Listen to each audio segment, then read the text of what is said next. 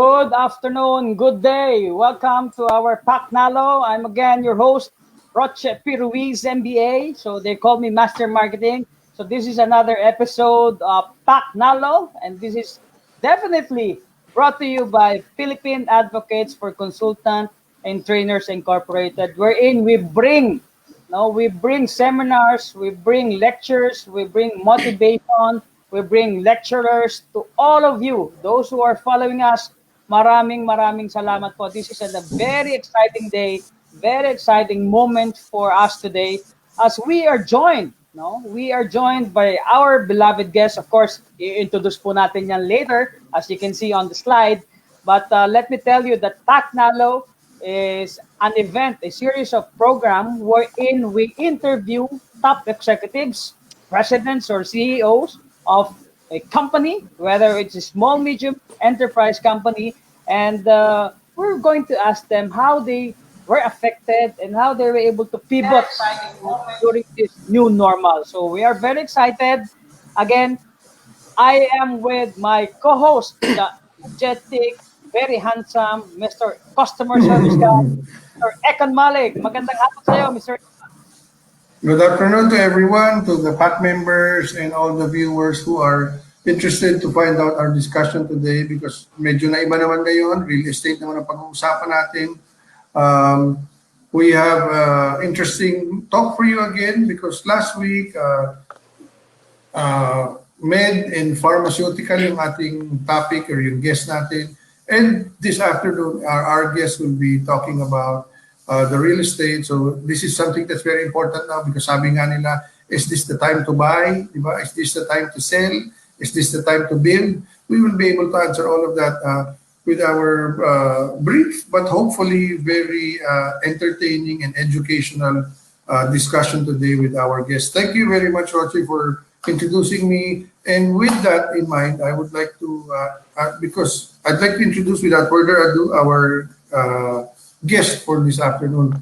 As a matter of fact, if I'm correct, this is our fourth episode. Yes. So our guest today, he is one of the industry leaders in the service contractor industry. For this episode 4, we have with us the Vice President for Operations. Mga ka-impact, let us all welcome Mr. Ariel Villaluz. Okay. Virtual clap. Okay. Good afternoon. Good afternoon, Sir Ariel Villaluz. How are you? Okay, I'm fine. Kayo, kumusta? Ito, kanya-kanya tayo. Yes, we're all in our respective safe distancing. We are more than 1 meter away from each other. We are several, maybe almost 100 kilometers away from each other. From the screen, we're only a few centimeters apart. Yeah. Okay, so Mr. go ahead. We're very excited to listen in. We're very excited to really get to know deeper part of how we're able to pivot during this new normal. But before that, bibitinin ko muna ng konti. At we are encouraging those who are watching us right now. This is your perfect opportunity to ask questions. You can ask now, you can ask later, or you can even ask and join our conversation. Just type in your inquiries or type in your message or anything that you'd like to say to us. We're definitely going to welcome that. And if there's an opportunity, we're going to highlight, we're going to post it also on the live stream so that our guest today will be able to read that. Sir Eckhon? Yes, very good. I agree again with VP Roche. VP Roche, by the way, is our Vice President for PAC. So I'm very used to calling him VP Roche, but on a more personal level, I call him Master. He's the guy known as the Master of Marketing in PAC. Okay. Without further ado, I just would like to set the expectation of our guest today that as much as possible, we are going to make our conversations very casual. Okay? Because some speakers, they tend to feel a little bit intimidated kasi sabi nila na I'm not very used to this, but what we're going to do is we're going to make it very fast and painless for you, sir. So we're going to make it very casual, Sir Ariel. So yes, first of all, thank you. Could you give us a brief background on your role in Austra-Phil Builders? And then after the role, sir, can you tell us why is it Austra-Phil Builders? Okay? Okay. So, go ahead, Sir Ariel. Okay. Thank you very much, Eckhon and Roche. Thank you very much. Good afternoon. And I would like also to thank you and for giving me a chance or opportunity to introduce to you our company.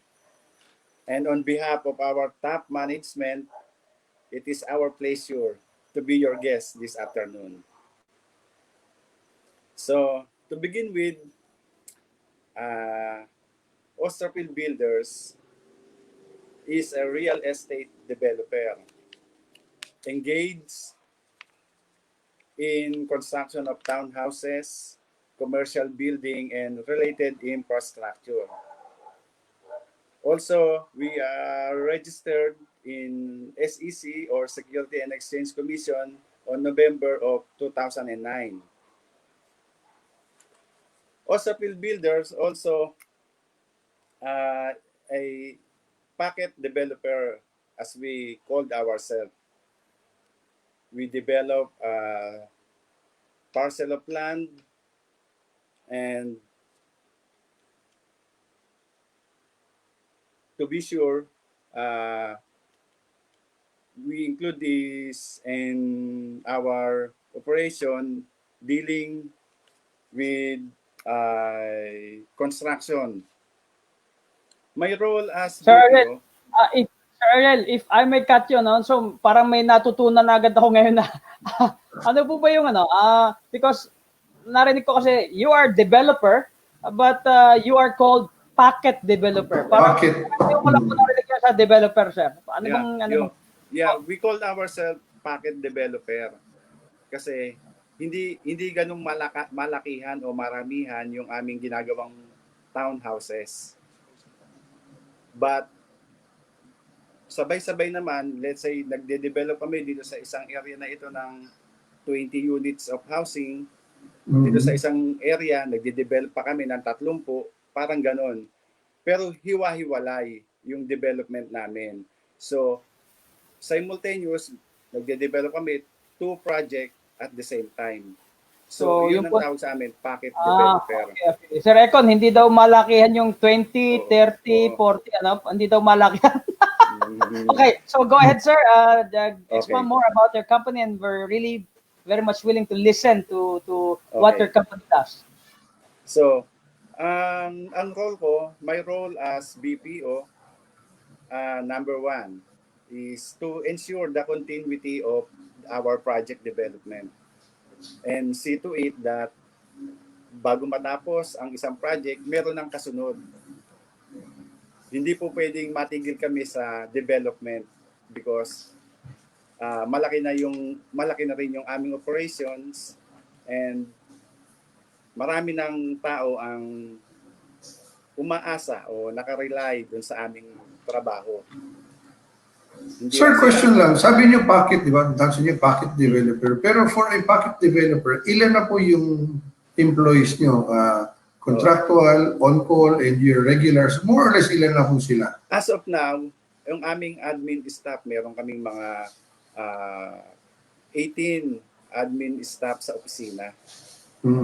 Including sa engineers. Field po? Yeah. Okay. Sa office lang, meron kaming mga engineers, may accountant kami, meron kaming architect, meron kaming mga purchasing, marami kaming empleyado na rin sa opisina na nakasupport sa operation sa construction. Pagdating sa site, sa construction area, is meron kaming mga around 50 manpower. Meron kaming... Malaki-laki na rin ho pala. Oo. Yeah, hindi na rin maliit kapag susumahin mo dahil nakakatatlong project na rin kami. Pangatlo na itong ginagawa namin na ito. Kaya medyo marami na rin kaming tao na empleyado. That actually leads me to my other inquiries with Mr. Villaluz. I'm pretty sure you have been affected also with by this pandemic. So how are you affected as your company? So as you have stated, you have actually medyo marami na rin po umaasa. Ano? Mm. Yeah, how are you affected in the company also? Yung this coronavirus outbreak led our country's economy weakening in the interest of public health, and no industry is exempted to this crisis, including construction, number one. Mhm. And So as paano po we nung, did, matanong lang po sir, so paano nung tumama po yung virus dito ng kalakasan March at sinabi lockdown, that yeah, means stop operation kayo. yeah, nung tumama talaga yung lockdown, way back Hmm. March March 15. 15, Yeah, opo. March 15, right after nang mag-announce ang IATF ng lockdown, Hmm. talagang nag-shutdown kami. The whole operation was shut down from our head office to construction site. Nag-shutdown Tapos, talaga yun. kailan ho Wala, kayo nakapag-operate ka ulit? nag-start ulit kami, nag-reopen kami ng June 1 nung mag-GCQ. June 1. So almost 2.5 months naka-shutdown kami. Mahaba-haba pala, no? Oo, Mahaba-haba. mahaba. Okay, so sir, follow-up question lang. Nung nangyari yung lockdown, what were the steps that you take in order for you to cope with the current situation? Na-mention yung 2.5 months. Maraming companies na yung iba, stop Mhm. operation, tapos stop din yung sweldo ng mga tao. Si Roche, Oo, for a fact, alam ko na hindi nagpatigil ng sweldo ng tao sa totoo negosyo yun. niya. Pinatuloy niya yung sweldo, sabi niya, kaya nga siya nung unang time na nag-start yung lockdown, medyo ng problema rin siya, pero sabi niya, ang isang pangako ko sa mga tao ko, hindi ko sila iiwanan sa ere. So, tinuloy niya. So, kayo po, yung Austra-Phil Builders, the moment na nag-start yung lockdown, March 15 hanggang June kayo inabot na nakapag-start ulit ng pakonti-konti, di ba? Tapos for a while, nasara tayo ulit-ulit, di ba? Yeah, Tapos nag-ECQ. bumukas na naman, nagbukas na naman. So, ano po yung steps na ginawa nyo na para ma-ensure na kahit pa paano ituloy-tuloy po yung kabuhayan ng mga employees niyo? What were the steps that you take? Yeah. Nang mag-start yung lockdown, the first thing we did is to assure our people na their salary will be continue. Hindi mawawala talaga yon. All alone the lockdown, Mhm. tuloy-tuloy ang sweldo ng mga tao namin, yung nasa head office namin, tuloy-tuloy iyon, pati yung mga site manpower namin, yung mga workers namin, ay meron silang cash advance agad na ibinigay namin. Plus, binigyan namin agad sila ng grocery. Hindi naman talaga marami, pero enough para sila ay makasurvive during the lockdown. And from time to time, our engineer ay iniikutan sila. Inaalam yung kanilang status ng condition, kung kailangan pang dagdagan o bigyan pa sila ng support financially or in kind, ginagawa namin. Hindi kami tumigil sa pag-suporta sa mga empleyado namin dahil alam namin mahirap talaga yung buhay during lockdown. Ramdam namin talaga ang hirap pero wala kami magagawa. As staff executive of the company, we have to consider their livelihood. Hindi namin sila pinabayaan all along the lockdown period. Wow. So I think Mr. Villaluz, I definitely salute you for doing that Thank because you.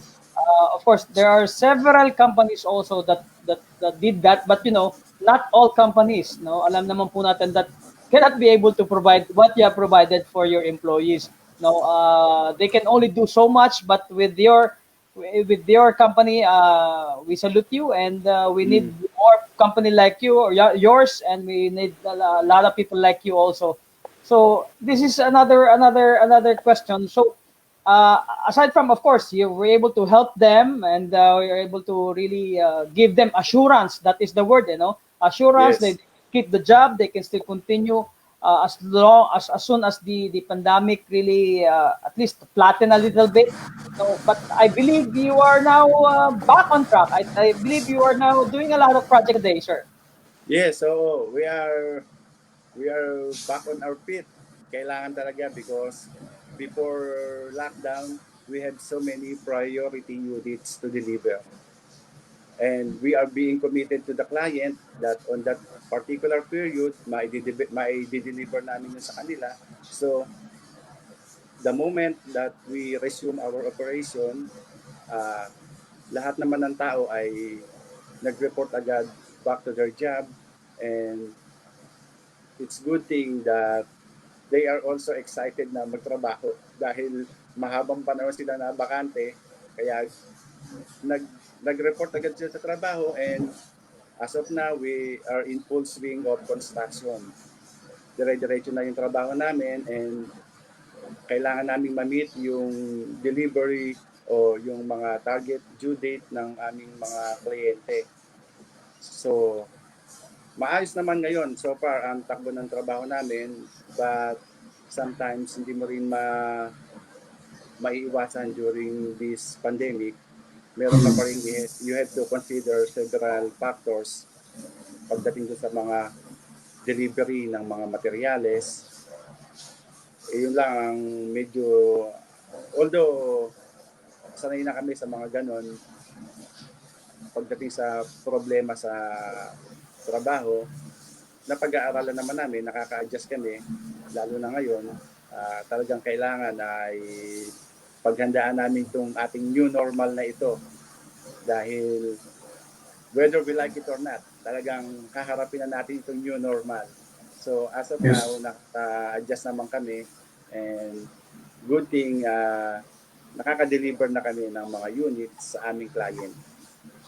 Sir, matanong ko lang sir, kasi katulad nga ngayon sa mga nangyayari nito, napakadaming protocols as far as all the other industries are concerned, resto, hotel, retail. Ano po yung safety precautionary or measures na you guys took or that you are practicing in your construction sites? Ano po yung, dati-dati kasi naalala ko meron tayong drawing ng isang tao na itsura na nagtatrabaho sa construction site, di ba? Meron nakalagay, dapat may helmet, naka-steel toe boots, di ba? Merong cable pag kinakailangan, kumpleto. Ngayon po, bukod dun sa ganun, ano pa yung dinagdag nating mga, kumbaga, para safe yung empleyado natin? So ano na ang nadagdag po ngayon? Naka-PPE ba? Tama ka doon.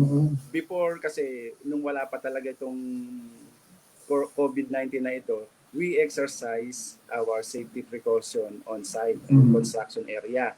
Yung mga harness, yung mga safety helmet, safety goggles, gloves, meron na talaga sila noon.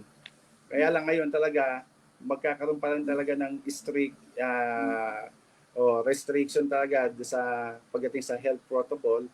Napaka-importante yung sila naka face mask and face shield, nadagdag yun. Plus, every morning na magre-report yung mga trabahador namin sa site, yung alcohol, nado na yun, tsaka yung scan, temperature scan, hindi nawawala yun every morning, and if possible, doon na sila sa site magsha-shower. Pagdating nila sa umaga, magsha-shower na sila lahat doon. Nag-prepare kami doon ng area na lahat ng mga nagta-travel ng malayo, yung malayo sa working area is kinumpine na namin sa site. Binigyan na namin ng isang barracks doon na doon na sila mag-i-stay para ma-avoid nila yung travel or contact sa iba't ibang tao. So yun ang nadagdag sa amin na in-exercise namin na health protocol hanggat maaari stay at the site na sila, hindi na sila lalabas. Plus, nag-provide na rin kami doon ng pagkain nila na which is salary deduction naman, na mas favorable pa sa kanila yung mga ganong hindi na sila magbibiyahe, may pagkain sila on time, and to be sure, hindi sila nakakakontak ng ibang tao sa labas. So sir, ibig sabihin ba nun, pag hindi sila nakaka-contact sa ibang tao, meron din kayong safety measures na nagpa-COVID test, yung rapid test, yung mga Yeah. employees ninyo po? Kasi di ba, hiningan po ng Mm-mm. certificate na at least all your employees are COVID-19 free. Yeah. If you remember, nang mag-GCQ tayo, Oh. siguro hindi ba until August 4 bumalik tayo ng MECQ. August Hmm. 4 to August 18 nag MECQ tayo uli. That's the time that we required our personnel na magpa-swab. All of us, we are undergoing we undergone swab test, Hmm. and luckily naman wala naman nag-positive sa amin, lahat naman kami negative. So yun talaga ni-record namin to make it sure na wala sa aming contaminated or may COVID. Kasi once na isa lang sa amin na magkaroon, wala, lahat na kami ay ano na kami, PUI na kami.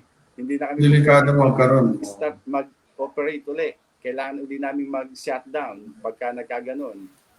So Tama. napaka-careful namin, napaka-ingat namin pagdating dito sa COVID na ito. We made it a point na everybody is safe.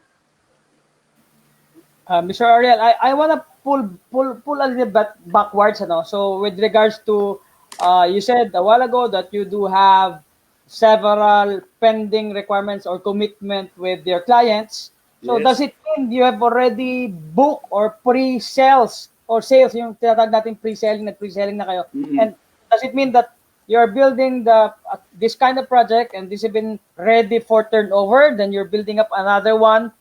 So aside from that question, I have another right away follow-up question.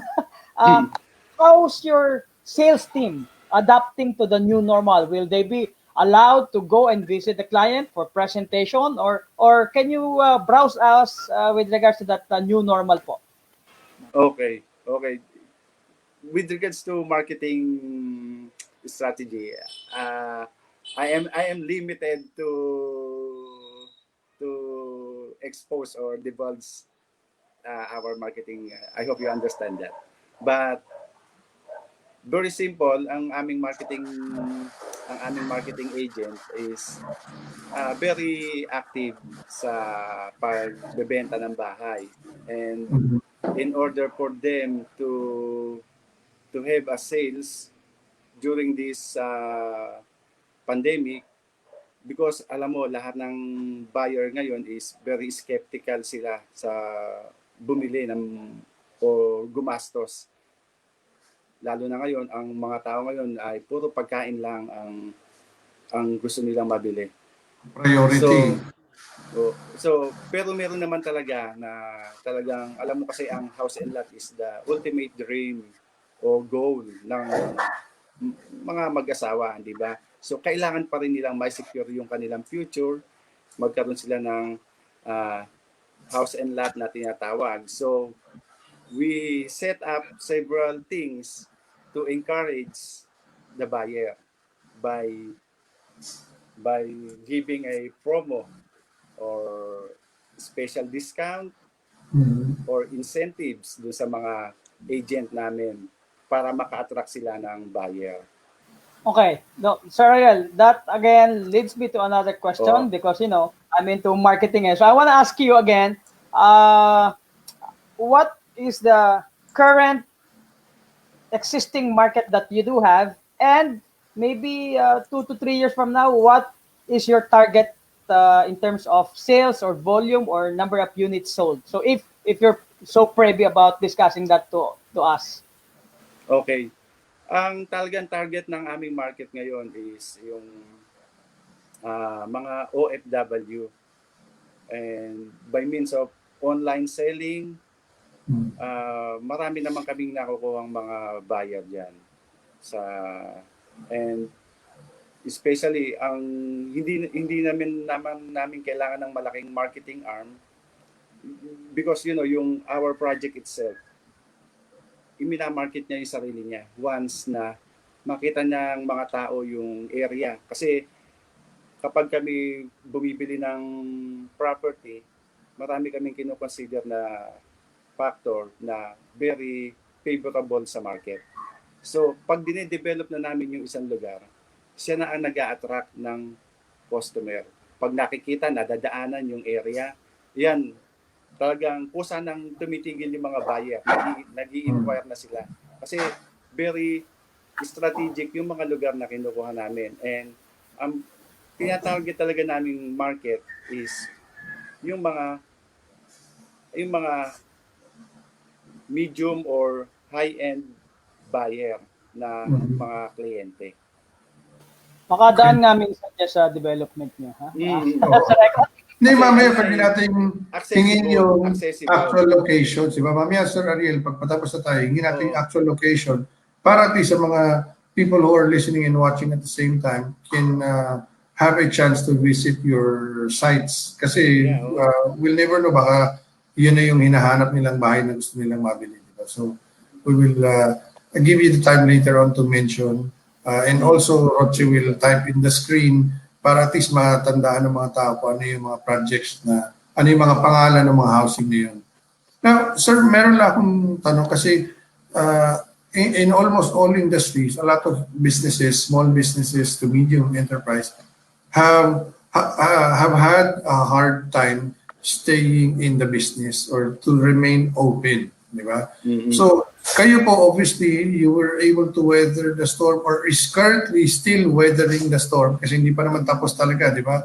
Mm-hmm. Na tayo ay, while we are still talking now on here in PAC, we are still experiencing the pandemic, the virus as we speak.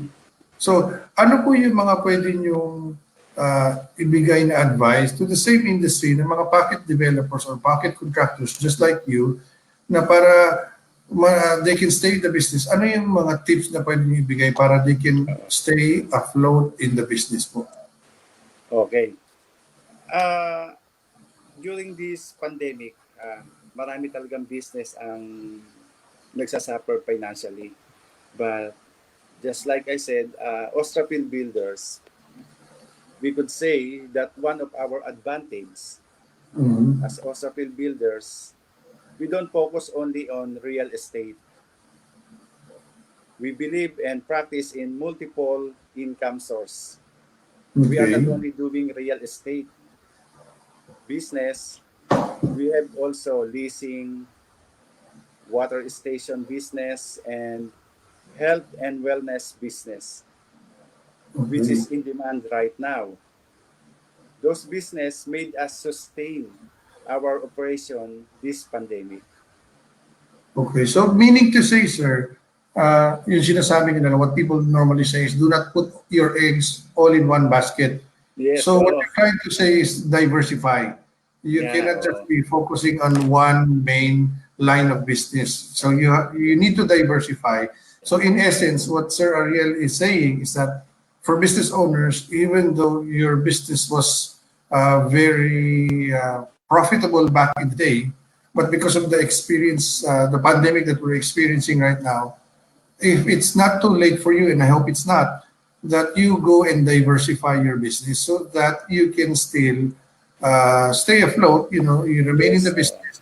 And once everything is A-okay, the virus already has a vaccine, everybody can more or less go back to how we were living our lives back then before the virus came in. So pasok yung filling station na sinasabi nyo, I'm sure that is very lucrative because water is an essential thing, di ba? Yes. So that's a very good thing. And leasing, when you say leasing, that means you have existing buildings. We have existing buildings and tenants. Yes. So that you open for leasing for other businesses as well. Whoever is interested and can afford it at the moment, tama, di ba? Yes. And also the wellness, the health wellness. If you are familiar with Synergia, if you are familiar with that, Synergia, health and wellness, yun ang isa naming business entity. And aside of that business that I mentioned, we are also starting a resort business. We are developing a May resort. we We are ask, sir, operating where a is the resort location? Where's the location, sir? Para at least. in Binangonan also. In Binangonan also. Okay. So aside So you, from our main business na real estate, we are diversifying in resort operation, water, mineral water station business, and health and wellness, and also leasing business. okay, that's very good to hear. So, Roche, hindi na natin kailangan tanungin si Sir Ariel na how are you able to pivot? Because in essence, diversify. Sabi nga nila, hindi ka pwedeng Yeah. isang negosyo lang. Kung kita mo nga, di ba, San Miguel Corporation is one of the largest multi-billion peso corporation in the Philippines or in Asia as well. But if you think about it, they even diversified, di ba? They're not only focusing on the brewery, but they also have other line of businesses. When in fact that if and when, which is suntok sa buwan na mangyari na mahirapan ng San Miguel, there are other things that they can get their income from, di ba? So diversify. So that's coming from Sir Ariel Villaluz, again, the Vice President for Operations for Austra-Phil Builders. So, Roche, meron ba tayo mga inquiries dyan? Alam ko may nag-react, parang employee ata ni Sir Ariel to eh. Parang naging interested akong bisitahin yung site eh. I'd like to ask Mr. Ariel, Westerville ba is one of your project? Westerville? Yes, that is So, our if current business. current. So project. I'd Current like project. para magkaroon lang Sir Ariel, no. Of course, I would just like to make mention that this is not hindi kami binayaran ni Mr. Ariel ha, para gusto ko lang pong ipakita sa mga tao yung site na yon, no. So I'd like to share share a little bit of the screen, no. So siguro makikita natin. Tingnan natin ha. Gusto ko lang pong pakita yung isa sa Westernville. project nyo na para bang nagagandahan ako na gusto ko rin i-share sa ating mga manonood. Ito po ba, Sir Ariel? Yes. Nakikita niyo po?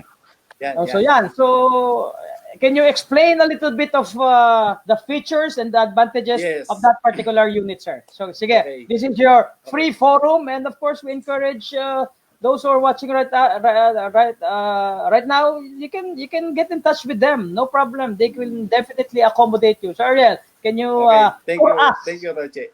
Right, thank you, Roche. I just want to make some elaboration to this project, Westernville Sapphire. Austra-Phil Builders is using a cast-in-place technology or CIP technology in construction. We are not using conventional construction using hollow blocks, beams, and columns. No, yung aming construction ang tinatawag na cast-in-place. Solid walls and slab na concrete. Puro puro buhos. 3,000 PSI monolithic design which stand up against the magnitude 9 earthquake. So, solid siyang buhos. Wala siyang hollow blocks. No beams, no column. Only rebars and concrete, solid concrete. Well, matanong ko si Sir Ariel, normally kung hindi buhos yung isang property, it's solid, hindi ho ba na may common notion na sinasabi nila na ay mas mahal yan kasi solid yan eh, kaysa sa hollow blocks. Yeah. So tama ba ba? So is it really more costly or is it cost efficient to have solid cement? Yeah, in terms of pricing, medyo talaga lamang siya sa ordinary hollow blocks na bahay. Medyo mahal talaga siya. Pero yung kanya namang kanyang benefits diyan sa cast in place ay lifetime. Hindi yan nagkakaroon ng cracks kapag yung nagkaroon ng movement ang lupa, hindi yan nagkakaroon ng cracks. And even it can withstand signal tree storm. Hindi yan Hindi yan aangat o magagalaw. Matibay talaga yan.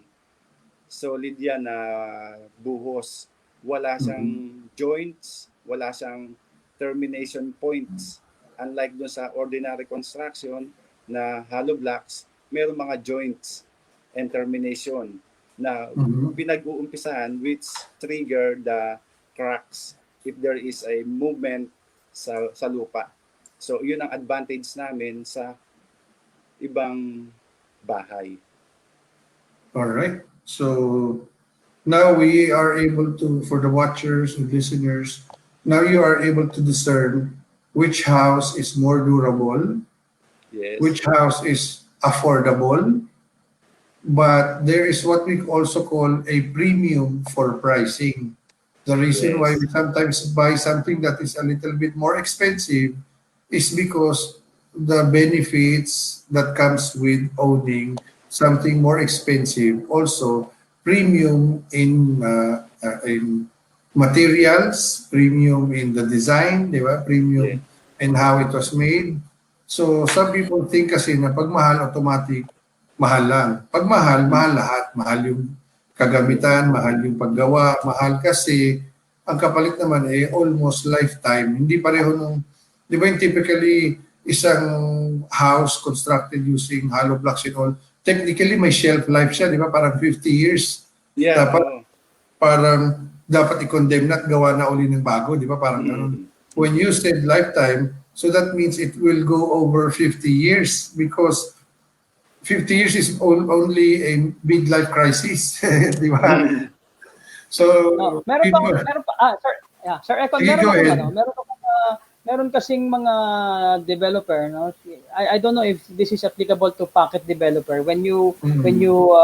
When you develop like of course a townhouses, does it come with amenities? So let's talk about amenities. Diba? Some developers are Yes. packaged with amenities. That's why Oo. they were Mm. able to encourage a lot of buyers, and then malapit meron po kaming sariling church, maraming sariling playground, etc., etc. So what other features do you have aside from, of course, you have made mention kanina that you are Yes. using a very good technology. Mm. Sige po, go ahead po. Yeah.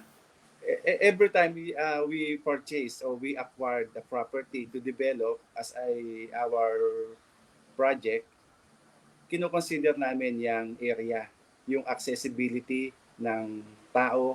Hindi na sila Mhm. maglalakad na malayo o sasakay pa ng tricycle kung wala silang sasakyan. Walking Mhm. distance lang from bus stop to hospital to public market to school and to malls. Kino-consider namin yung mga ganyang factor. Kaya bago namin i-purchase ang isang property to develop as a project, yan ang aming kino-consider. Yung accessibility niya sa government institution, sa mga hospital, schools, bus stop. So, marami kaming talagang kino-consider bago namin mabuo ang isang project na pag nabuo namin na we are sure na that particular project i-market na niya yung sarili niya para bilhin ng tao dahil pag nakita ng mga tao yung ganong accessible sa lahat ng bagay ay hindi na sila nagdadalawang isip, they right away Correct. nagde-decide na silang bumili. Katulad Correct. ng project namin na yan na Westernville Sapphire.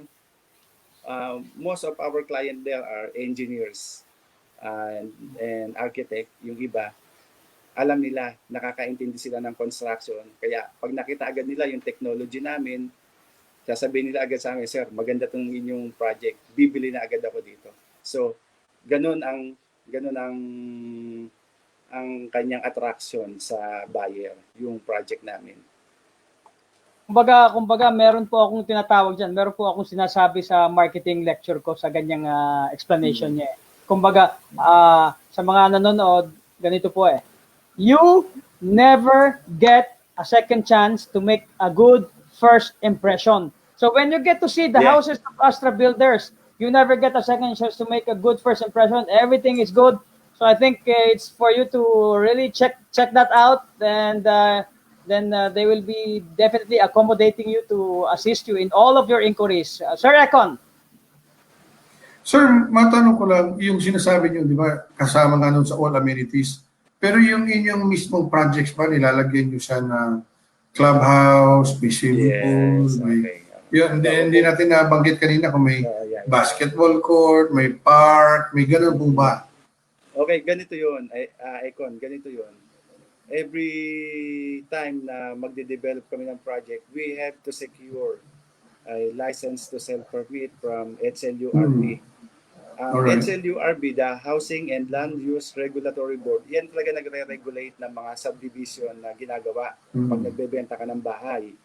Meron silang requirement sa size o area ng project development that will require you kung kailangan mong maglagay. Kapag ka ang development mo o yung property na i-develop is more than 1 hectares, 10,000 square meter, more than 1 hectares, you are required to put amenities such as clubhouse, basketball court, or playground for the kids. But in our case, we are not required to provide such things na ganyan because ang development lang namin is half an hectare. Hindi kami nag-exceed sa 1 hectares development. So we are not required by the HLURB to put such amenities. Kasi ang aming project lang is half of an hectare, 5,000 square meter lang. Pero nilalagyan din namin ng kaplasong lugar, park, para meron din naman silang pag gusto nilang magpasyal-pasyal ng aso o ng alaga nila, meron din naman silang maiikutan doon. Pero we are not required because ang amenities ay depende sa laki o size ng project. No project, yes. Okay, so actually, hindi pala nila kailangan magbigay, pero in yet, they're the type of builders who would still create. Para at least naman kahit papano, it is giving more than what is expected from the buyers of the houses. Kasi technically, in essence, you are not required, but you still do it anyway, just so, again, going beyond what is expected of the buyers and homeowners of your current and past projects. Okay, so although alam kong hindi naman gano'ng kahaba-haba na yung mga oras natin, Sir Roche, pwede ba natin tanungin ano-ano yung mga projects? Tapos kung meron kang may share dyan na picture, yung current at baka meron pang mga bakante, yung existing, nagkasalukuyang ginagawa at yung mga potential projects in the future, baka pwedeng banggitin ni Sir Ariel. Okay lang ba? Sir Roche, may litrato ka ba dyan? Okay. All right. So, ito nga, sabi ko, you can anytime get in touch. We are on the tail end of our discussion. I think we have, for those really, I've learned a lot also. And I think I want to visit one of your properties in Binangonan also. Kasi masarap na tumira dyan eh. But for those who are trying to get or acquire a property, all you have to do is, probably I'm gonna share this screen so that si Mr. Villaluz naman bibigyan tayo ng discount, no? Oo nga. Punta lang po kayo sa Facebook nila, no? Ang Facebook nila ay tingnan natin, no? Makikita natin dito, ha. Parang nakikita ba? Yan. So they can always get in touch with their Facebook builders, Austra-Phil Builders Incorporated. And of course, Mr. Ariel, baka gusto mo magpahabol ng mga numbers dyan. The floor is yours, and your final message to all of those who are really parang na-inspired na bumili ng bahay sa inyo. Okay. So, thank you very much, Eckhon and Roche. It is my privilege for having me in this interview.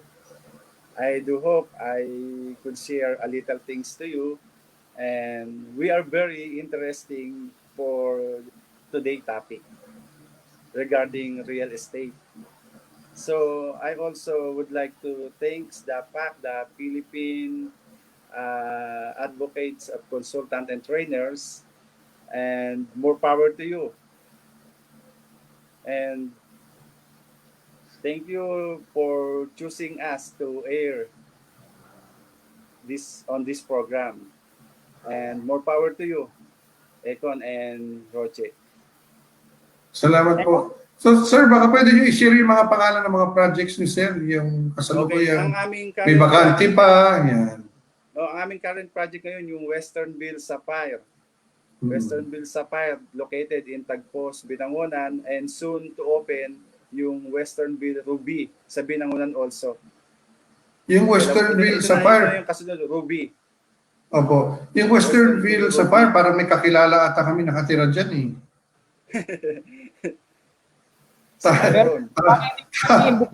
Hindi pa yung nag-iimbita yata. Kasi nakita ko po yung litrato ng Sapphire. Sabi ko, parang alam ko itong bahay na to. Parang kilala ko yung isang nakatira dito. Ay. Parang may nag-comment po ito.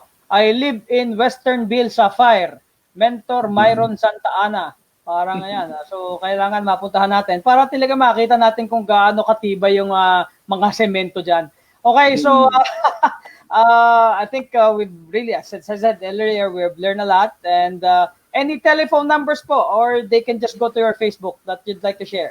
They can just visit our website, our Facebook. So for the website is austraphil.com, di ba? Small letters lang yun. Paano sa Facebook po, ano nakalagay? Ganun din, Austra-Phil? Ganun din. Okay, so Austra-Phil. Austra-Phil. Aming contact number.